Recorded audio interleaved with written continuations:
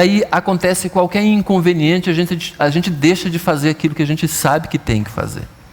Esse é o grande problema. Não estou querendo absolutamente que você veja a igreja como alguma coisa legalista, né? Eu tenho que ir para a igreja, de qualquer maneira eu vou bater o ponto lá. Não, isso é problema, inclusive é grave isso. O que você tem que fazer é, eu preciso ir porque lá eu vou aprender mais de Deus. Porque assistindo Fantástico, assistindo jogo, assistindo corrida, assistindo luta, assistindo... Eu ia falar novela, mas crente não assiste novela. Que é um negócio tão imoral, né? Tão desajustado da vida, né? Então, é importante que a gente entenda que a gente está buscando o que da vida, né? Quais são as coisas que a gente tem colocado como prioridade da nossa vida? Quais são as atrações que a gente entende que a gente deve perseguir, né? E falando acerca disso, eu vi um dia desse, queria trazer para vocês e compartilhar com vocês algo que eu achei muito interessante, né? E sinceramente faz parte do nosso meio evangélico, né? E a gente tem que às vezes vomitar, né? Quando entende isso. Isso tem tudo a ver com essa ideia do que a gente está vivendo, tanto com relação à religiosidade, que Deus não gosta de religião, como também com esse negócio de o que a gente está buscando da vida. Muitas vezes a gente quer se aproximar de Deus, verdade, aí se aproxima da religião, e a gente vai ficar frustrado, como tem um monte de gente frustrada com igreja, frustrada com religião, porque isso frustra mesmo, frustrada com gente, porque isso frustra, mas Deus não frustra. Isso aqui é bem claro, né? Tem gente que pensa nisso, né? Quer uma benção, né? Quer alguma coisa que diz respeito a algo que é quase que automático. Você bota no micro-ondas, aperta e um minutinho já quer consumir. Muitas vezes nós deixamos de usufruir, veja só, a paisagem por causa da jornada que Deus tem nos concedido, porque a gente quer alguma coisa imediata. E aí a gente fala assim: Senhor, me abençoe com tal coisa. Aí já mete as caras para fazer e depois se arrepende. Porque não era aquilo que Deus queria. E essa semana eu vi algo importante. Hoje a gente começou a aula sobre oração na classe A, né? Eu até esqueci de mencionar o que eu ouvi essa semana sobre oração. Às vezes Deus não nos responde a oração porque Deus quer que a gente ouça a voz dele antes. Mas a gente só fica falando e não escuta Deus. E Deus não está nos respondendo. Não é que a gente não tenha a resposta de Deus, é que a gente está, com a oração, a gente está buscando a nossa própria vontade e não a vontade de Deus. O que Deus quer é que a gente ouça a voz dele. Ok? Hoje, antes disso, porém, né? Acho que todos aqui que já fizeram um CIB sabem do que é ter a Bíblia como autoridade, como revelação para a sua própria vida, o quão valioso, quão gostoso, quão saboroso é estudar a Bíblia e ter as revelações de Deus em primeira mão. Acho que boa parte dos que já fizeram o CIB experimentaram isso de diversas maneiras, né? E eu gostaria de que, principalmente você, que já teve essa experiência, você olhe por essa turma lá em Macaé. Como falei, serão os sábados agora de outubro, esses 4 próximos sábados. Ore, por favor, pedindo a Deus para que aquelas pessoas ali, primeira turma que eu vou dar aula, que tem 30 pessoas, é o dobro do que eu coloco como meta, né? Embora tenha muitas vezes turmas com 20, mas essa turma ela é bem diferente, porque é no Rio de Janeiro, não é todo dia que a gente vai, são 4 sábados. Vou sair daqui, obviamente chego lá na sexta bem noite, e saio de lá também sábado bem noite. Chego aqui sábado tarde, né? Para ter a labuta mesmo do domingo aqui. Ore por essas pessoas, por favor. Já temos ali as 30 pessoas me escreveram falando assim: não tem jeito de arrumar mais umas 5 vagas, alguma coisa assim, né? Eu falei: Deus me livre. já excedeu a cota e muito, né? Porque são 2 igrejas, 15 de cada igreja. eu queria que vocês orassem, tá bom? Pelos pastores que inclusive vão fazer essa temporada do CIB, a segunda vez nesse ano. Estejam, por favor, orando pelo CIB em Macaé, no Rio de Janeiro, nesse tempo agora. Por favor. Voltando então ao nossa série de sermões a respeito de armadilhas da religiosidade, nós vamos ainda prosseguir. Hoje nós vamos terminar apenas a que fala sobre autojustificação. Esse é o nosso quarto sermão, mas o terceiro direcionado com esse assunto. Tá bem? Antes de terminar, queria relembrar vocês algumas coisas que a gente já viu. Tá bom? Antes da gente orar. Tá bem? O primeiro momento que nós tivemos foi ouvindo de Isaías, né, se eu não me engano no capítulo 43, de que ele fala um pouco acerca do que faz a religião, né? Ela faz com que a gente canse de Deus. Engraçado, como é que a religião pode nos fazer cansar de Deus? Que a religião não é Deus, Deus não é religião. É porque a gente busca Deus e foca na religião. O problema é que nós temos dificuldade de desassociar e separar essas coisas. Religião às vezes nos ajuda em algumas coisas, mas a própria religião em si, ela faz com que a gente nos coloque como aqueles que vamos alcançar Deus. E cristianismo é diferente, é Deus que veio alcançar o homem, ok? Então faz a gente cansar de Deus, porque a gente cansa da religião e automaticamente a gente cansa de Deus, porque não desvincula as coisas. E também faz com que a gente ignore Deus, vire apenas uma paisagem na nossa vida. A gente vive a vida sem nem orar, sem nem falar com Deus, não gasta tempo lendo a Bíblia, porque a gente acha que as coisas são, Deus existe porque nos fez, e ponto, coisa nenhuma. Deus nos quer relacionando com Ele. Deus tem interesse no relacionamento nosso com Ele. E depois que a gente se cansa de Deus, a gente ignora Deus e por fim, a gente esquece de Deus. A gente vai tomando distância tanto de Deus, que a gente perde a referência de que Deus até existe. Isaías fala isso apropriadamente, de que nós muitas vezes esquecemos. Imagina, semana passada eu esqueci o nome de 2 pessoas do nosso relacionamento. Eu fiquei tão frustrado com aquilo. Puxa vida, como é que eu esqueço o nome da Grazi? Inclusive hoje está viajando, fiquei sabendo que ela está para Buenos Aires, né? Vai chegar aqui falando portunhol, né? Mas tentando, olhando para ela, sabe, você sabe quem é, sabe de tudo, mas o nome não vem, né? Pior é você esquecer de Deus. Deus. Imagina que coisa. Muitas vezes nós, se não tomarmos de conta, se a gente ficar na religião, a gente vai esquecer de Deus, ok? A gente pode recorrer a Deus, pode. Não, isso é normal. É como o ar que a gente respira, tem que ser automático. Aí quando a gente escuta sobre a parábola que Jesus ensina, né, falando do fariseu e do publicano, que foi outro sermão, a gente percebeu que a religiosidade, ela faz com que a gente se compare a pessoas, e compare pessoas como sendo mais ou menos religiosas. A gente tende a admirar as pessoas que são mais religiosas. Na verdade, a gente admira só a roupa, só a casca, admira só aquilo que é exterior.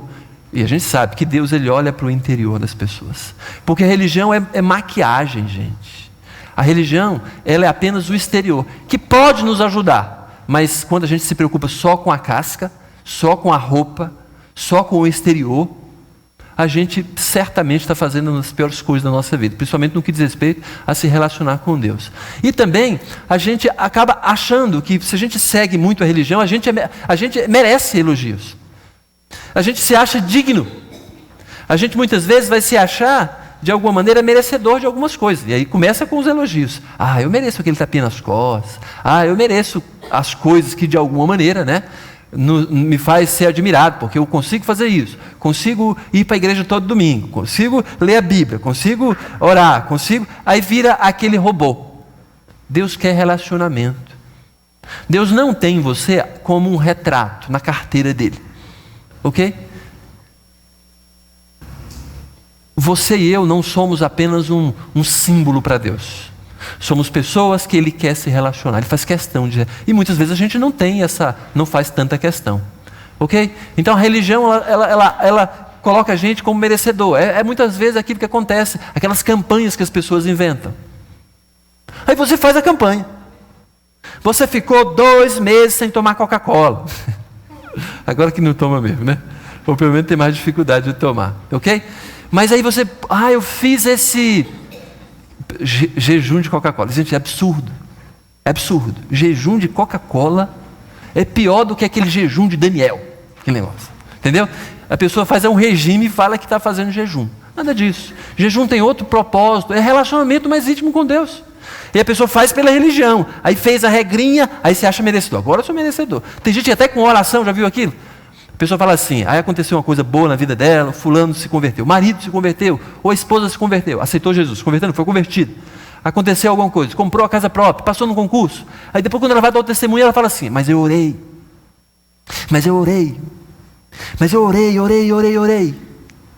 Aí fala 10 minutos que orou. Como quem está dizendo, sabe o quê? Mereço, porque eu orei demais. Aí começa, sabe, é a confusão da religião. A pessoa se acha merecedora. Não é relacionamento. Não é, aquilo que você entende que Deus fala, faça isso, é porque Deus quer a gente mais próximo dele. É relacionamento.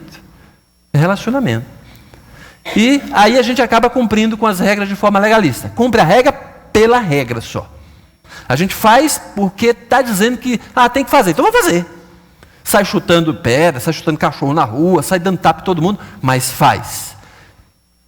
Pelo fazer apenas, não pelo relacionamento com Deus. Não pela paixão que tem pelas coisas de Deus.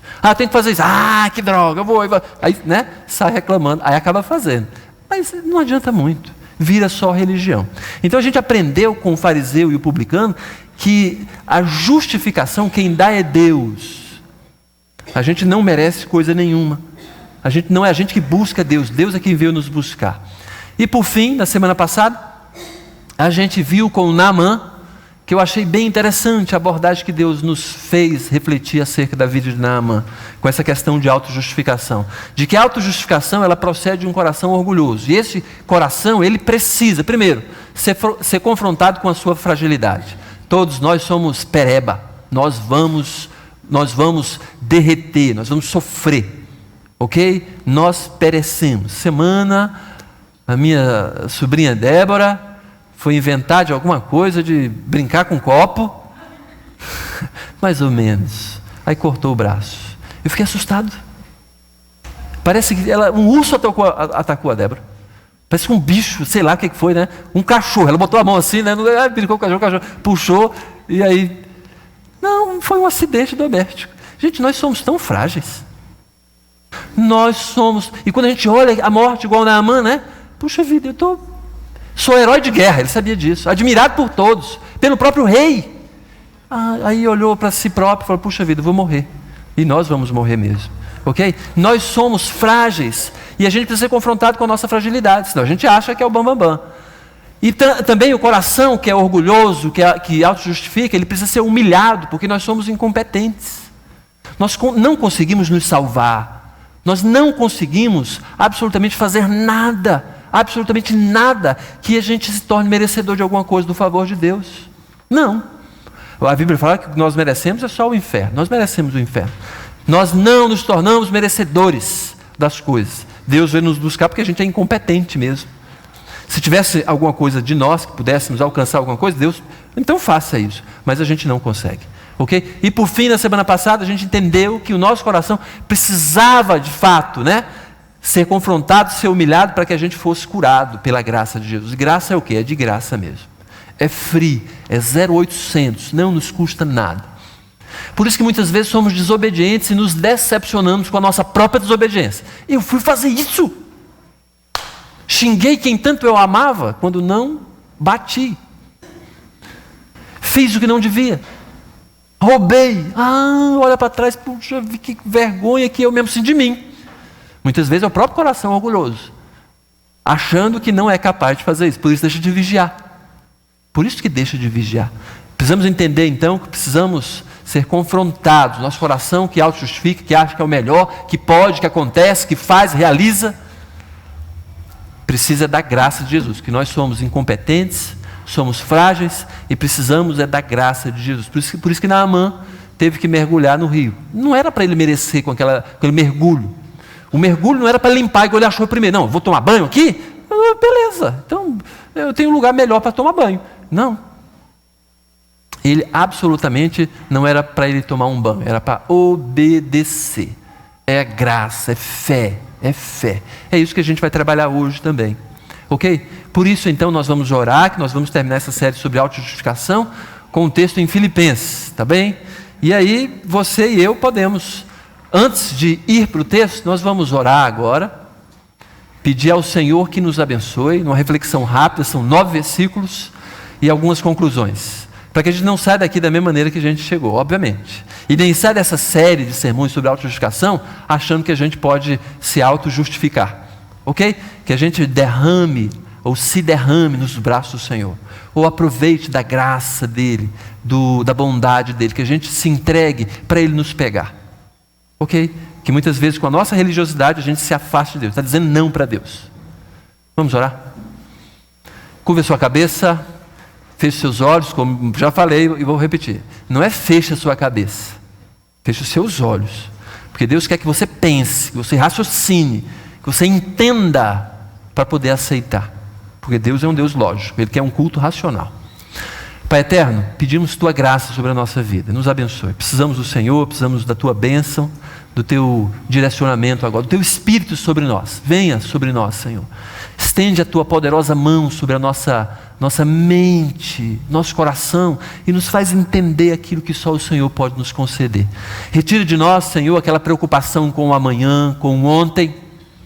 Retira de nós, Senhor, aquilo que quer sequestrar, Senhor, o nosso foco de estarmos aqui ouvindo a Tua palavra. Por isso pedimos que o Senhor nos abençoe ricamente, nos fazendo buscar na Tua palavra aquilo que é para a nossa própria vida, para que possamos viver a Tua graça, permitir que o Senhor viva através de nós, e assim o nosso coração encontrar realização, porque encontramos de fato o propósito real da nossa existência. Faça com que a gente se aproxime mais do Senhor e da Tua vontade. Nos abençoe aqui, Senhor, por favor. Cada um, todos que estamos aqui, nos dê uma bênção especial essa noite. Nos visita de forma especial, para que possamos sair daqui com mais do Teu Espírito, com porção dobrada do Senhor. Por favor, nos abençoe. Para a glória do Teu nome, oramos assim, no nome de Jesus. Amém. Amém? Amém. Aleluia. Ok, então vamos dar atenção naquilo que a Bíblia nos chama para dar atenção. Filipenses capítulo 3, a partir do verso 1. Você pode abrir a sua Bíblia aí, você pode acessar a sua Bíblia, mas você tem aqui, como já falei algumas vezes, né? Tem aqui o nosso texto em Filipenses. Temos todo o texto aqui no nosso no Data Show. Tá bem? Filipenses capítulo 3, a partir do verso 1. Quanto ao mais, irmãos meus, alegrai-vos no Senhor. A mim não me desgosta e é segurança para vós outros que eu escreva as mesmas coisas. O apóstolo Paulo, ele está encerrando aqui a conversa que ele estava tendo com uma igreja de Filipos, né? Igreja cristã dos irmãos que estão na cidade de Filipos. Aqui é engraçado, essa passagem aqui, é interessante, porque essa é uma daquelas cartas que o apóstolo Paulo escreveu estando ele na prisão. O apóstolo Paulo, depois que foi preso, quem acompanhou o livro de Atos aqui, percebeu que o apóstolo Paulo foi preso. Ao final da carta de Atos, ele está preso em Roma. Então o apóstolo Paulo, aquela não foi a última ocasião que ele ficou preso, que ele foi liberto, depois foi preso de novo, daí foi morto. Aqui, antes da prisão que levou ele à morte, estava preso, e ele estava escrevendo para as igrejas, para que as igrejas entendam exatamente aquilo que deve, como deve proceder. O apóstolo Paulo está escrevendo isso aqui para os filipenses, uma carta muito, muito bonita, muito simpática, muito amistosa. É no capítulo 3 aqui que o apóstolo Paulo engrossa o assunto apenas. É um negócio que começa, de alguma maneira, a fazer com que as pessoas... Peraí, ele mudou o tom da carta.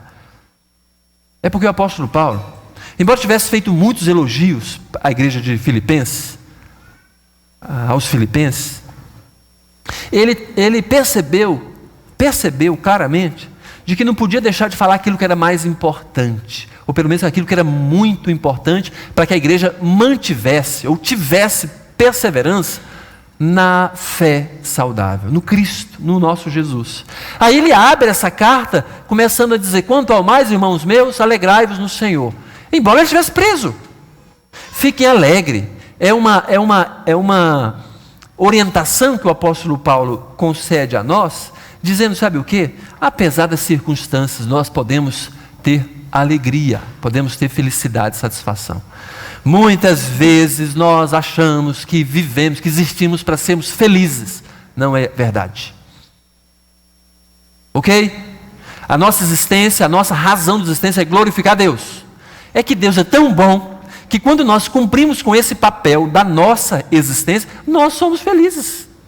Nós nos tornamos, ou quer dizer, Ele nos torna satisfeitos, alegres, realizados. A felicidade que as pessoas buscam. Enquanto muitos buscam a felicidade, e busca mesmo, gente, numa vingança. Eu vou ser mais feliz se eu matar fulano, ou então me vingar, der uma surra. Ou usar, beber, fumar, usar alguma droga, alguma coisa assim. A pessoa se sente mais realizada, mesmo que seja momentâneo, aqueles prazeres transitórios do pecado que em Hebreus fala a respeito de Moisés. As pessoas buscam essa felicidade, essa alegria nas coisas da vida, mas nós não. Nós buscamos no Senhor e somos felizes porque o Senhor está sobre tudo. Em Deus, apesar das nossas dificuldades, nós também podemos dizer porque somos felizes. Ah, tenho dívida para... A pessoa que pensa e foca nos problemas da vida é infeliz. É infeliz. Porque ela acha que a realização e a sua razão de viver está nessas coisas. Por isso que é infeliz. Por isso que a pessoa comete suicídio. Por isso que uma pessoa, muitas vezes, se mata ou mata alguém. Justamente por causa dessa infelicidade grave. Essa infelicidade... Porque esquece, ou muitas vezes nem conhece, que a razão da sua existência é glorificar a Deus. Porque no dia que a gente entende isso, a gente muda o nosso foco e aí a gente vai buscar o que é certo. Buscando o que é certo, o nosso coração é realizado. Aí ele fala: a mim não me desgosta, é segurança para vós outros que eu escrevo as mesmas coisas. Então ele já tinha alertado e vai alertar de novo. Por isso que nós, todo domingo aqui, temos que ouvir a mensagem do Evangelho. Porque é segurança para todo mundo. E o apóstolo fala: isso aí nem me cansa. Isso não me atrasa, o apóstolo Paulo está falando. É a palavra desgosta. Não me atrasa, não me deixa para trás, não me atrapalha. Da mesma maneira conosco. Da mesma maneira conosco. Vou ouvir as notícias do Evangelho. É verdade. De novo, todo domingo, domingo de novo para a igreja. Vem de manhã, à noite. Vou. E vou mesmo, vou com prazer, vou com alegria, porque eu me sinto realizado, porque aprendo do Senhor. Vivo a semana com muito mais graça. Olha só que interessante, muito mais graça. Né? Porque sou mais abastecido. E por aí vai. Aí ele diz aqui: acautelai-vos dos cães, acautelai-vos dos maus obreiros, acautelai-vos da falsa circuncisão. Ele está dizendo aqui, olha, tomem cuidado. Tomem cuidado. A palavra acautelai-vos tem a ver com a ideia de observa, pare e observa. Toma cuidado com determinadas pessoas. Aí ficar de pé e observar, como se a gente tivesse um alvo para alcançar, um objetivo, algo para fazer. Aí ele fala dos cães, dos maus obreiros e da falsa circuncisão. Daqueles que são maus, impuros, aqueles que não querem o seu bem, aqueles que querem avacalhar a sua vida, estão no seu meio. Ao invés de muitas vezes a gente influenciar, a gente é influenciado, porque a gente não repara esses cães, esses impuros. Embora a gente tenha que se relacionar com essas pessoas para abençoar elas, a gente é tragado por essas pessoas, a gente é levado por elas. Acautelai-vos, tome cuidado, repara. Aí depois ele fala dos maus obreiros, aqueles que trabalham, mas trabalham mal. Eu acho que ele está se referindo aqui, sinceramente, a pastores. Aqueles que têm uma obra para realizar, foram vocacionados para isso. Tomem cuidado. Tomem cuidado, porque o objetivo não é o seu bem, é o seu mal. Vai te adular muitas vezes para poder conseguir de você dinheiro. Vai fazer aquilo que não deve. Não vai falar o que você precisa, vai falar o que você quer. Maus obreiros. Tem tantas outras aplicações aqui, mas aí ele também fala: acautelai-vos da falsa circuncisão. Sabe de quê? Da religiosidade. Porque logo diz aqui: porque nós aqui somos a circuncisão, nós que adoramos a Deus no Espírito. Isso quer dizer o quê? Nós que nos voltamos para Deus, sem achar que por eu andar de joelhos 2 quilômetros, alcance o favor de Deus. Porque a Bíblia diz que Deus, Ele quer adoradores que o adorem em espírito e em verdade. Então não adianta a gente ficar levantando a mão, né, trocando de pé assim, aquele negócio. Isso pode ser uma manifestação da nossa adoração, mas isso em si só não adianta. Não adianta. Não adianta a gente cantar, impostando a voz, afinado, não sei o quê, se o nosso espírito, se o nosso interior não está conectado com o Deus verdadeiro. Nós que adoramos esse Deus no Espírito, nós que nos gloriamos em Cristo Jesus e não confiamos na carne, religião. Por isso que eu entendo que acautelai-vos da falsa circuncisão. Então, tomem cuidado. Estamos certos. Estou entendendo que sim. A gente tem que tomar cuidado com a religião e religiosidade, porque Deus não gosta de religião. Religião é formalismo, é casca, é fachada, é aquilo que só aparenta piedade. Mas se o interior não estiver bem, se o interior, que é o principal para Deus, não estiver arrumado, não estiver consertado, não estiver puro, não estiver diante de Deus, não está de valor, não está sendo de valor. Então o apóstolo Paulo, nesses primeiros versículos aqui, ele nos direciona a entender de que a religiosidade é uma armadilha para qualquer pessoa. Bem que eu poderia confiar também na carne. Ele falou, olha, nós não confiamos na carne. Aí ele vai dar o exemplo dele próprio. Bem que eu poderia confiar também na carne. Se qualquer outro pensa que pode confiar na carne, eu ainda mais. O apóstolo Paulo é bem sincero com relação a isso. Porque o apóstolo Paulo, ele tinha noção, era uma pessoa muito sábia, muito inteligente, era intelectual, era conhecedor. Então ele sabia se comparar com as pessoas. Olha só o que ele fala. Bem que eu poderia confiar também na carne. Se qualquer outro pensa que pode confiar na carne, eu ainda mais. Circuncidado ao 8º dia, religioso, né? Até os meus pais tomaram de conta dessa situação de cumprir as regras bem detalhadamente. Da linhagem de Israel, da tribo de Benjamim. Eu nasci de uma linhagem que teve o primeiro rei de Israel. A minha tribo, espetacular. Aí vai falando aqui, hebreu de hebreus. Em outras palavras, eu sou carioca da gema. Meu sangue é nobre, se ele fosse levar em conta aquilo que a religião judaica entende que é valorosa ou de validade. Quanto à lei, fariseu, já vimos isso na semana passada. Fariseu, aquele camarada que se orgulhava porque era extremamente religioso. Extremamente religioso. E ainda mais empurrava as outras pessoas para poder cumprir com a religião também. Um fariseu sequer cuspia no sábado. Além de guardar o sábado, ele não cuspia no chão no sábado. Sabe por quê? Porque para ele, que não podia trabalhar no sábado, o cuspir no chão, o cuspe, ia fazer barro. Ia cuspir na terra. Aí virava barro. Aí, tá vendo? A minha perspectiva de se relacionar com Deus é tão nobre que eu nem cuspo no chão para não criar ou não fazer barro e alguém falar que eu trabalhei no sábado. Fariseu, admirado pela sua religiosidade. Quanto ao zelo, perseguidor da igreja. Porque a igreja de Jesus Cristo é um tapa na religião, qualquer religião, na judaica mais ainda. Ok? Não, Jesus fala, religião, farisaísmo, esse negócio, abomina isso. Né? Jesus veio, por isso Jesus foi tão perseguido pelos fariseus. Quanto à justiça que há na lei, irrepreensível. Isso para mim é impressionante quando o apóstolo Paulo fala isso. Se a lei diz que fazendo isso você se torna justo, o apóstolo Paulo fala assim, eu sou justo, se for com esse critério. Pela aparência, eu sou o bambambam, eu sou poderoso. Quanto a essa justiça, gente, é a mesma coisa que muitas vezes a gente não entende.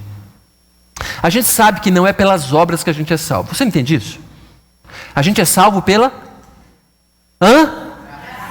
graça de Jesus. A gente é salvo porque Jesus nos concede a graça dele. Tudo bem? Espero que todo mundo entenda isso. Mas, ao sermos salvos pela graça, nos desresponsabiliza de fazer boas obras? Não, nós fomos salvos para as boas obras. Estão entendendo isso? para glorificar a Deus através de boas obras, para a glória de Deus. Eu não sou salvo por elas, ou através delas. Pelo contrário, sou salvo pela graça de Jesus. Olha só. Então a pessoa muitas vezes tem medo de entender que a salvação é de graça, porque ela vai falar assim, mas se a salvação é de graça, então eu vou poder fazer qualquer coisa. Não! Você é salvo pela graça justamente para você ficar livre e não fazer qualquer coisa como o coração pecaminoso, escravo do pecado vai fazer. É como todas essas jaulas, essas coisas, essas gaiolas que a gente está vendo aqui. Ok? Só Jesus Cristo que abre. Ele abre, né? Acho que todo mundo entende isso, né? Jesus, a cruz, a chave, tudo bem? Abre. O problema é que ele abre, mas muitas pessoas ficam presas ainda assim. Por quê? Está aberto, a jaula que nos prende, mas a pessoa ainda fica de trás da jaula. Ok? Por escolha própria. A porta está aberta, mas ele vai e fica dentro da jaula. Ok? Aquela pessoa fala, não, eu sou salvo pela graça, então eu posso fazer isso, eu posso fazer aquilo outro. Gente, a Bíblia fala, todas as coisas me são convenientes ou convém, mas nem tudo é lícito para mim. Avalia. Nós somos libertos pelo sangue de Jesus Cristo. Por isso, então, não preciso ficar escravizado. Agora eu posso ser uma pessoa melhor. Antes eu não podia. Agora eu posso ser obediente. Antes eu não podia. Não sou mais escravo de nenhum tipo de vício. Por que eu vou viver agora debaixo de um vício qualquer? É isso que o apóstolo Paulo está falando aqui. Ok? Eu sou irrepreensível. Então nós também deveríamos ser irrepreensíveis. Como que um crente pode ser taxado? Um evangelho ter taxado? Você é um ganancioso. Você não ajuda as pessoas. Nem parece que é um cristão porque você é uma pessoa que olha só para o seu. Isso é incrível. Isso sim é uma aberração. É um quadrado redondo. Um cristão que não parece com Cristo. Como é que carrega o nome de cristão? Porque o nome cristão significa um Cristo menor. Ok? Aí ele falou aqui, eu sou irrepressivo. Por quê? Porque na lei ela fala para ajudar o próximo. Eu também faço mais do que isso. Tudo bem? Mas o que para mim era lucro, isso considero perda por causa de Cristo. Posso falar? Aborda bem claramente isso. Essas coisas podem ser lucro, e é lucro na religião judaica, é lucro mesmo, sem dúvida nenhuma, porque as pessoas admiravam e pagavam o fariseu. Aí ele falou, isso aqui para mim poderia ser bem lucro, eu poderia viver na sociedade bem, sociedade que admira essas pessoas. Mas isso que era lucro para mim, eu considerei como perda. Considerei perda por causa de Cristo Jesus. Porque em Cristo Jesus a gente tem perdas ou não tem perdas? Tem perdas sim. Ok? Porque quando a gente diz sim para Deus, a gente está dizendo não para uma série de coisas que a gente sabe que são nãos mesmo. Sim, deveras considero tudo como perda, por causa da sublimidade do conhecimento de Cristo Jesus, meu Senhor, por amor do qual perdi todas as coisas e as considero como refúgio para ganhar a Cristo. Gente, o apóstolo Paulo nos apresenta algo que muitas vezes passa despercebido se a gente lê assim de relance. Ele falou de perda, considero tudo como perda. Agora ele repete isso, sim, deveras considero tudo como perda. Mas ele fala razão, por causa da sublimidade do conhecimento de Jesus Cristo, meu Senhor. Perdi porque eu, agarrado com essas coisas, eu não conheço Jesus. Aquelas coisas assim, bem que eu poderia dormir um pouco mais tarde hoje. Não, mas eu sou livre para dormir até mais tarde. Mas eu posso ir mais cedo para a igreja. Porque lá eu vou aprender coisas que sozinho em casa eu não aprendo. Estão entendendo? Perdas. Não, puxa vida, eu poderia fazer a hora extra. E a hora extra dobrada. E no meu caso é triplicada, quem sabe? Tenho essa liberdade.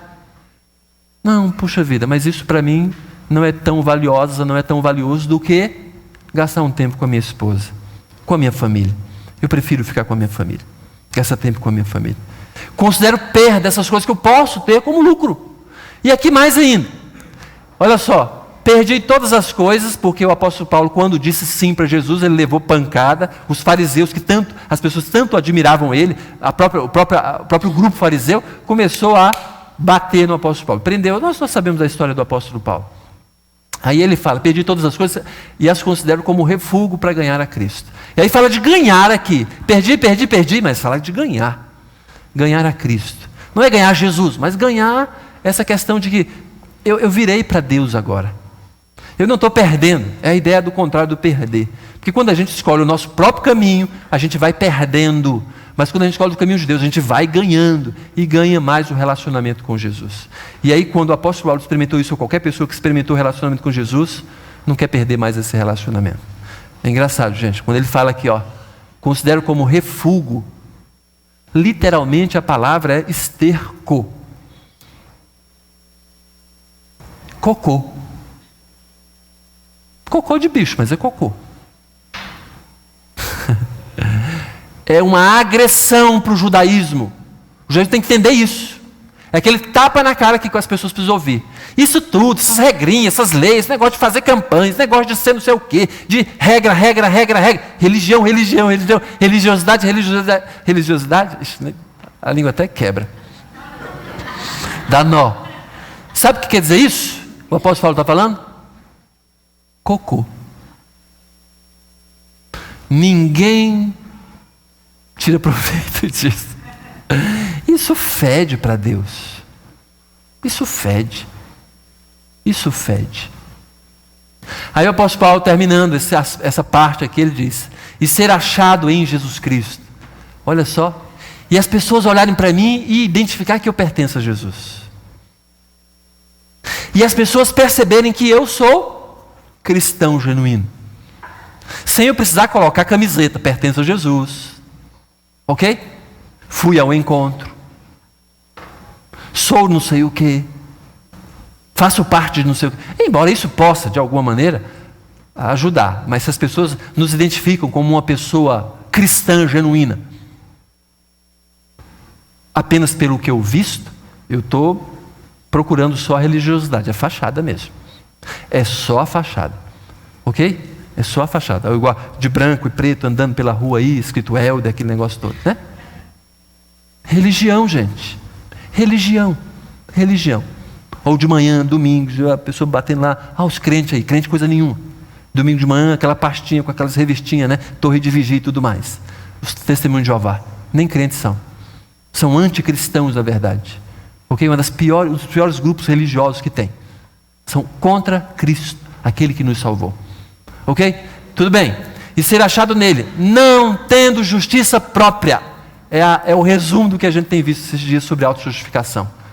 Não tendo justiça própria. Que procede de lei, senão a que é mediante a fé em Cristo. Fé é diferente de obras, de vistas, de alguma coisa que a gente pode fazer. Fé é acreditar, é confiar. A justiça que procede de Deus, olha, a justiça que vem de Deus, e não parte da gente, é que desce, e não a justiça que sobe, baseada na fé. Isso é o resumo do nosso tempo aqui. Olhando para isso, eu queria basicamente, e falar para vocês, a respeito disso mesmo. Das perdas que o apóstolo Paulo falou que teve que perder, perdeu para ganhar, e a justiça, na verdade, que é baseada na fé. Ok? E é isso que eu queria que a gente entendesse agora. O melhor efeito do Evangelho, ele surge quando anunciado por quem sabe vivê-lo sem religiosidade. É o resumo de todos os nossos dias, todas as nossas 3 semanas que passamos a respeito sobre autojustificação. O melhor efeito, tanto na gente como na sociedade, vem quando esse Evangelho é dito, é anunciado, e você tem que anunciar o Evangelho, a gente já viu e já sabe disso, por quem sabe viver esse Evangelho sem religiosidade. Você sabe viver o Evangelho de Jesus Cristo? Ou a gente está de trás mesmo daquela máscara, daquela capa da religiosidade, mais uma vez? A gente saiu de um grupo religioso e entrou no outro grupo religioso? Não permita isso. Não permita isso. Seja cristão. Procure Cristo. Relacionamento. Vida. Você que quer alcançar pessoas ao seu redor, comece desfrutando do poder do Evangelho, anunciando para as pessoas que Jesus transformou a sua vida. É a regra básica. É a regra básica.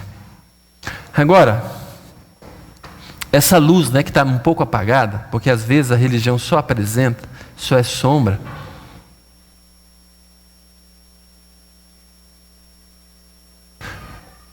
Essa verdade deve ser lembrada constantemente. É isso que o apóstolo Paulo está nos dizendo aqui.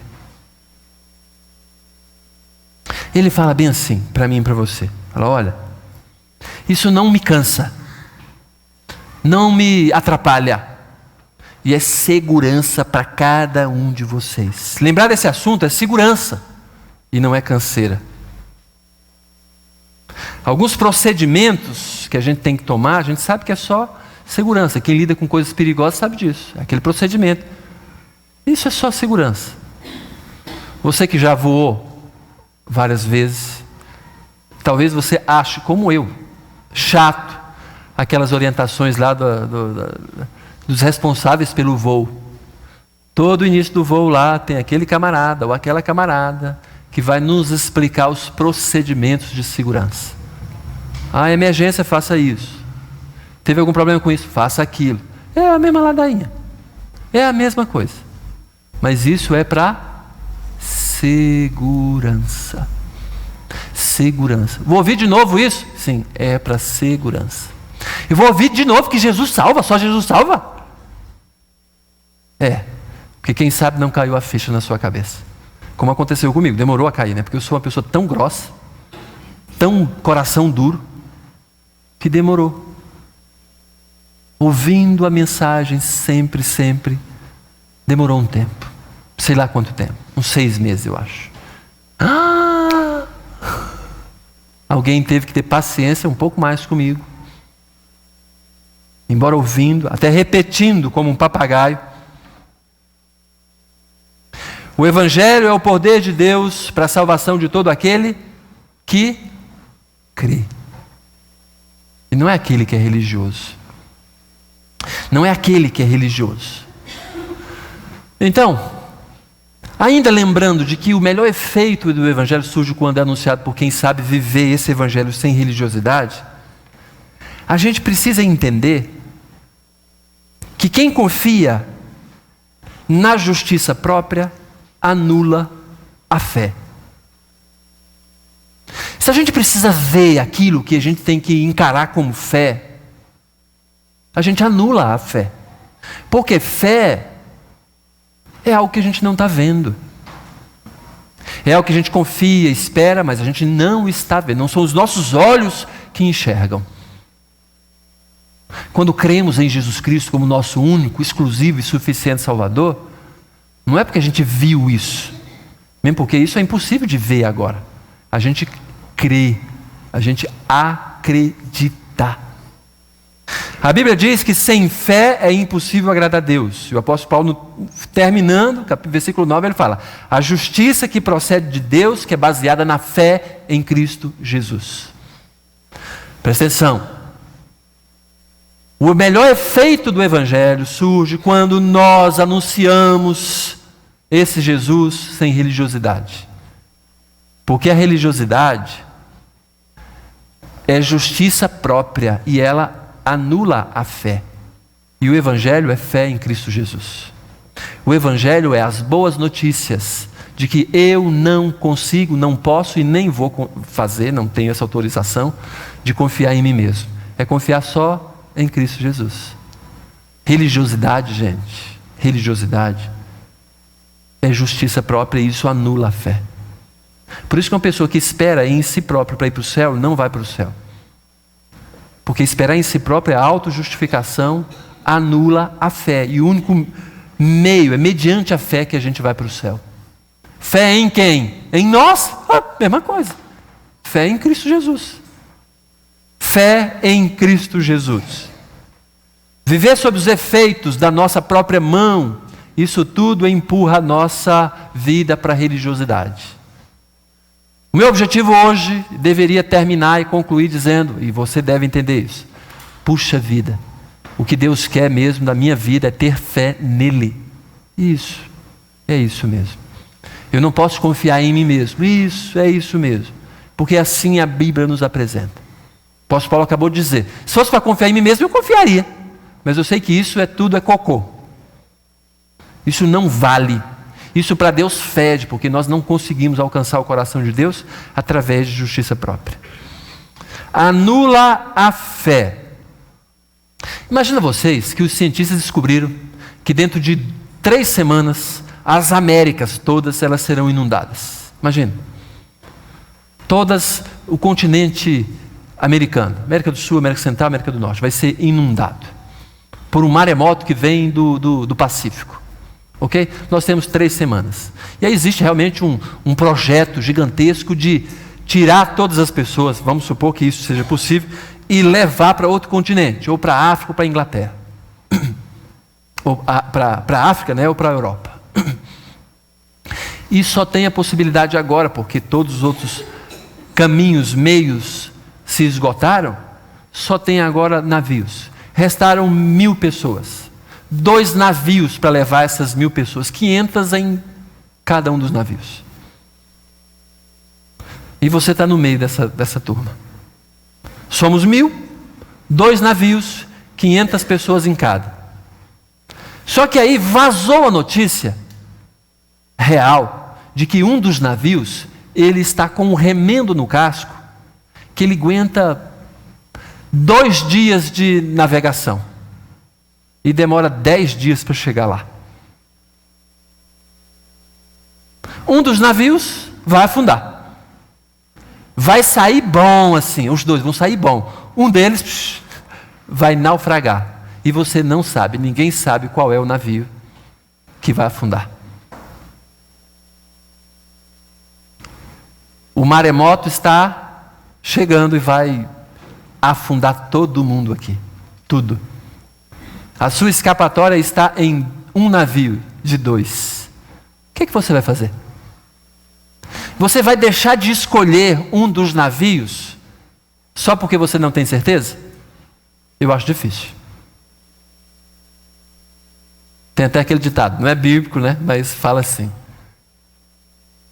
Para quem está se afogando, até pau de mandacaru serve. Aquele pau espinhenta, aquele negócio. Para quem está se afogando, vai se agarrar no negócio daquele. Não é 2 navios, vou em um desses. Vou morrer aqui, né? Morrer já estou quase morto, né? Então eu vou me lançar em um desses 2 navios. A pergunta é, qual desses você escolheria? O vermelho ou o amarelo? O africano ou o inglês? A questão é, certamente você vai escolher um deles, mas um deles vai afundar e você vai morrer lá na frente. Sabe o que é isso, gente? É o desespero do ser humano. Nós sabemos que vamos nos afogar, vamos morrer um dia. E a maioria das pessoas sabe que precisa ter fé em alguma coisa. Aí ela, presta atenção, se agarra sem saber em qualquer uma. A principal que o ser humano pega, sabe qual é? É na autojustificação. Agora, sabe o que Deus está falando para a gente? A gente sabe qual é o navio que vai afundar. É a graça, é a fé. O que não vai afundar é a graça de Jesus. Ai, gente. O que vai afundar é o que não tem fé, é autojustificação. Esse vai afundar no meio do caminho. No meio não, né? Sabe o que quer dizer isso? É que a Bíblia diz para a gente, olha, de fato, vai afundar e o outro não vai afundar. Só que Deus nos diz qual é o que vai afundar. O que vai afundar é a autojustificação. Você pegaria isso que está escrito assim, vai afundar. Você sabe de que é o amarelo que o casco está furado, tem um remendo, que é só maquiagem, vai afundar. Você escolheria esse? Você sabe, claro que não. Não só não escolheria esse, como também ia tentar convencer o máximo de pessoas para poder ir para o outro navio. O fato é o seguinte,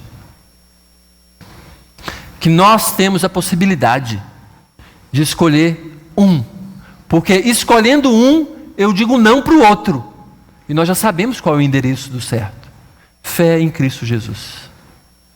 Fé não é só um assentimento intelectual, né? Não é só dizer por dizer tenho fé, mas depender de Jesus. Isso é o que o texto está nos dizendo. O navio furado é o da justiça própria. Se você quer confiar nas suas obras, Se você quer confiar mesmo naquilo que você faz, é um navio furado. E depois você vai olhar para si mesmo e vai entender: puxa vida, que besteira que eu fiz. Por fim,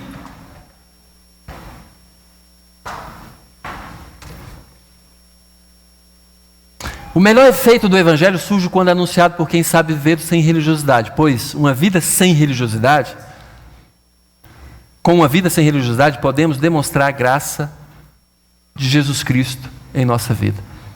Tá bom. Podemos parar por aqui.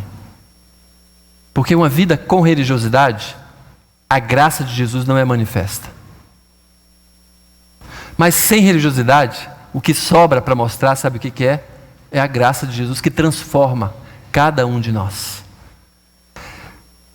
A religiosidade faz com que os outros vejam apenas o ritual, a casca, a capa, a embalagem. Mas sem religiosidade, a gente se expõe para Jesus Cristo ser visto através da gente.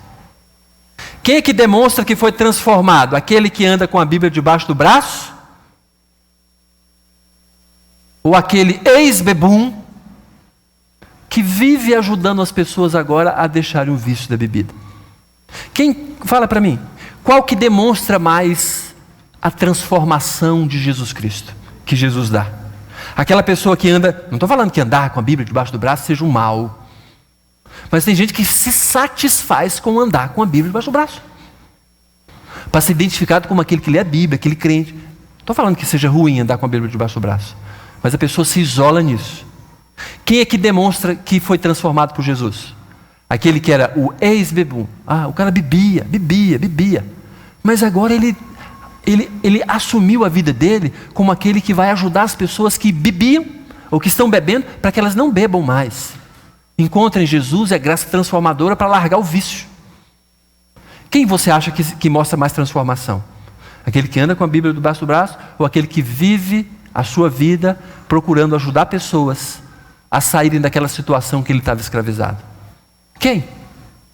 Que pergunta mais boba. Por isso que a religiosidade faz com que a gente não mostre Jesus Cristo, mostre apenas nós mesmos. Nós mesmos. O poder do Evangelho não é o que algumas pessoas imaginam. Poder do Evangelho não é o falar em línguas, como a gente tem visto hoje.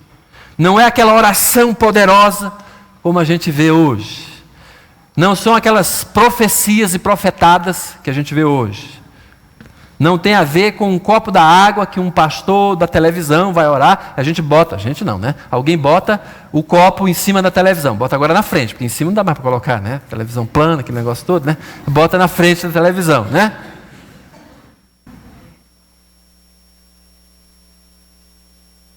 O cristianismo, o evangelho puro não tem a ver com aqueles resultados daquelas campanhas e rituais que tem nessas igrejas atuais. Na maioria, ou grande parte das igrejas que a gente tem visto hoje. O que é então? Fiz uma listinha aqui que queria terminar com essa listinha. Fiz uma listinha que queria que você acompanhasse comigo. O que é então o Evangelho?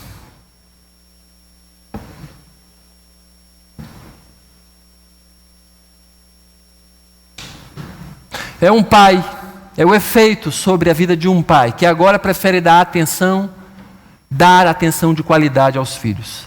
Antes, ele preferia o boteco. O Evangelho faz um pai dar a preferência correta. É o efeito em um filho que obedece aos pais, às ordens dos pais, mesmo sem entender, mesmo sem aceitar essas ordens. O efeito do Evangelho é quando uma mãe, ela diminui voluntariamente a sua qualidade de vida para atender à necessidade dos seus filhos ou do marido com os deveres, seja do filho, da escola, seja do marido, com a obrigação da sua vida. É um trabalhador que ajuda os seus colegas de trabalho a serem melhores naquilo que eles fazem. São quase competidores, Mas o cristão verdadeiro trabalha para que eles façam melhor o seu trabalho também. É um estudante que estuda mais do que precisa para ensinar os seus colegas que têm dificuldades maiores que ele.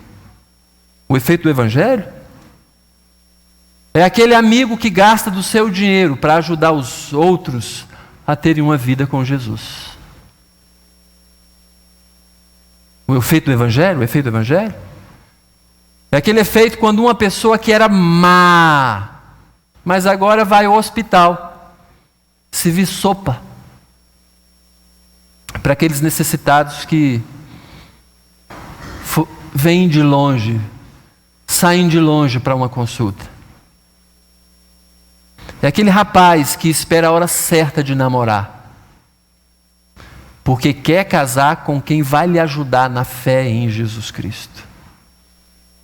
O poder do Evangelho é quando o efeito dele faz uma moça que, mesmo não admirando, respeita o jeito de outras pessoas. O efeito do Evangelho é aquele que um esposo não dá mais tapas na esposa, dá flores. Eu acho que é uma boa troca, né? É aquela esposa que prefere falar bem do seu marido. Uma irmã que socorre a outra em uma necessidade. Um irmão que não quer se passar como melhor que o outro irmão. O efeito do Evangelho é aquele que nos faz pessoas parecidas com Jesus Cristo e não parecidas com o fariseu. Religiosidade nos atrapalha, nos faz com justiça própria.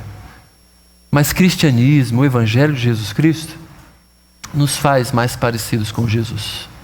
Vamos orar? Curva a sua cabeça, feche seus olhos e faça agora uma confissão agora.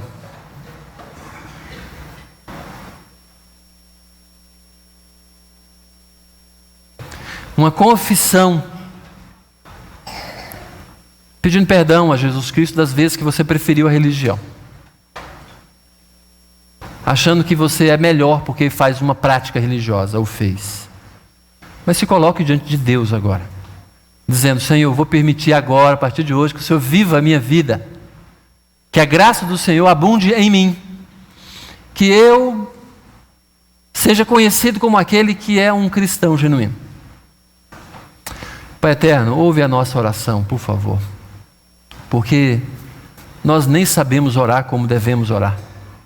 Por isso pedimos a Tua graça mesmo, para que a nossa própria vida, essa que o Senhor nos deu para administrar, a gente conceda ao Senhor para que o Senhor se manifeste através de nós. E já sabemos que a religiosidade não permite que o Senhor seja visto através da gente. Já entendemos também que a nossa própria autojustificação atrapalha o poder do Evangelho do Senhor na nossa própria vida. Então nos abençoe, Senhor. Queremos Te engrandecer, queremos Te louvar, queremos te dar louvores com o nosso próprio procedimento, nossa própria vida. Nos abençoe. Esperamos em Ti, esperamos na força do poder do Senhor, esperamos na Tua graça. Nos abençoe. Nos dê uma semana abençoada, fazendo com que a gente prefira o relacionamento com o Senhor. Ao lermos a Bíblia, busquemos o coração do Senhor na leitura. Ao orarmos, busquemos ouvir do Senhor a Tua voz, a Tua orientação. Ao nos relacionarmos com pessoa, busquemos abençoar essas pessoas com a vida do Senhor na nossa própria vida. Pai, por favor, nos abençoe. Precisamos mesmo do Teu poder sobre a nossa vida, porque sem o Senhor não podemos fazer nada mesmo. Sem Ti, nós somos apenas carnais, mas queremos ser espirituais. Nos abençoe com isso. Louvado seja o Teu nome, engrandecido seja o Senhor na nossa vida. Não permita que a gente, com a religiosidade, busque a autojustificação. Para a glória do nome de Jesus Cristo, oramos agora. Amém. No nome dele, amém. Ok. Queria apenas dar alguns avisos para terminarmos o nosso tempo aqui.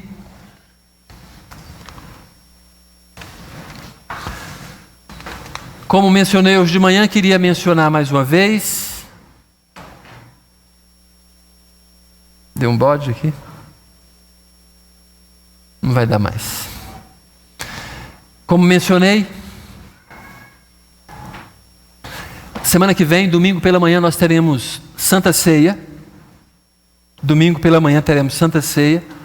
E também teremos a visita do missionário André, que trabalha entre os índios no norte do país, ok? Ensinando, ajudando, equipando liderança indígena para que sejam cristãos maduros que ajudem outros cristãos a amadurecer. Quero avisar que o Ari já foi operado, já passou pela cirurgia. Cássio, o que você sabe mais? Que deve ter alta amanhã, alguma coisa assim, não é isso? Tá joia. Ok, quero lembrar também do Congresso Jovem. Alipe, tudo bem? Conversou com o pessoal dos interessados? Tá bom, então precisam confirmar, não é isso? Tá joia. Ok. Alguém mais tem algum aviso importante para toda a igreja? Que você entende que é relevante para todo mundo?